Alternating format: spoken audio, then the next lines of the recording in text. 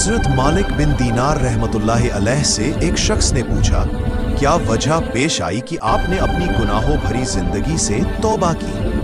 उन्होंने फरमाया, मैं एक सिपाही था, शराब का बहुत शौकीन और उसका आदी था।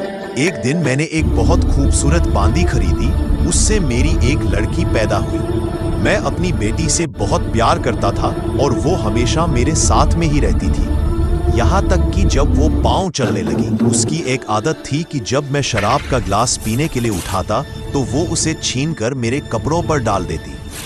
मोहब्बत की वजह से मैं उसे डांटता नहीं था। जब वो 2 साल की हुई तो उसका इंतकाल हो गया। इस सदमे ने मेरे दिल में जख्म कर दिया।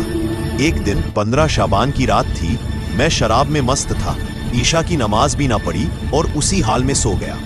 मैंने ख्वाब में देखा कि कयामत कायम हो गई, लोग कब्रों से निकल रहे हैं और मैं भी उनमें से हूँ। मैदान हश्र की तरफ जा रहा हूँ कि अचानक पीछे देखा तो एक बहुत बड़ा काला अजदहा मेरे पीछे दौड़ा चला आ रहा है। उसकी आंखें आग जैसी लाल और मुंह खुला हुआ था। मैं डर कर भाग रहा हूँ तो सामने एक बूढ़े मियाँ, उनकी निहायत नफीस लिबास, उम्दा खुशबू उनमें से आ रही थी, नजर आए। मैंने सलाम किया, उन्होंने जवाब दिया। मैंने कहा, अल्लाह के वास्ते मेरी मदद कीजिए। वो बोले, मैं बूढ़ा और कमजोर हूँ, ये बहुत ताकतवर है, मेरे बस की बात नहीं, लेकिन तू भागता जा, शायद आगे कोई सहारा मिल जाए। मैं भागता चला गया। आगे एक टीला नजर आया, मैं उस पर चढ़ा तो देखा जहन्नम की दहकती हुई आग सामने। मैं गिरने ही वाला था कि पलटकर फिर दौड़ पड़ा। अजदहा भी मेरे पीछे था। मुझे वही बूढ़े मियाँ फिर मिले। मैंने उनसे फिर मदद मांगी। वो रो पड़े और बोले, मैं बहुत कमजोर हूँ, ये बहुत ताकतवर है, मगर सामने एक पहाड़ी है, उस पर मुसलमानों की अमानतें रखी गई हैं। शायद तेरी भी कोई अमानत वहां हो जिसकी मदद से तू इस सांप से बच सके। मैं दौड़ता हुआ उस पहाड़ी पर पहुंचा। वहां एक गोल पहाड़ था जिसमें बहुत सी खिड़कियां और दरवाजे थे। हर खिड़की के 2 सोने के दरवाजे थे। जैसे ही मैं पहुंचा, सारे दरवाजे खुल गए और उनमें से हसीन बच्चों के झुंड निकल आए। उनमें मेरी निगाह अपनी 2 साल की बच्ची पर पड़ी। उसने मुझे देखते ही रोते हुए कहा, अल्लाह की कसम, ये तो मेरे अब्बा है। वह तेजी से नूर के पलड़े पर चढ़ गई। उसने अपना बायां हाथ मेरे दायां हाथ की तरफ बढ़ाया। मैं उससे लिपट गया। फिर उसने सांप की तरफ इशारा किया तो वह पीछे हटकर भाग गया। फिर उसने मुझे बैठाया और मेरी गोद में बैठकर कहा, अलम यअनी लिल्लदीना आमनू अन तख्शा कुलूबुहुम लिज़िक्रिल्लाह। क्या ईमान वालों के लिए अब तक वो वक्त नहीं आया कि उनके दिल अल्लाह के जिक्र के लिए झुक जाएं?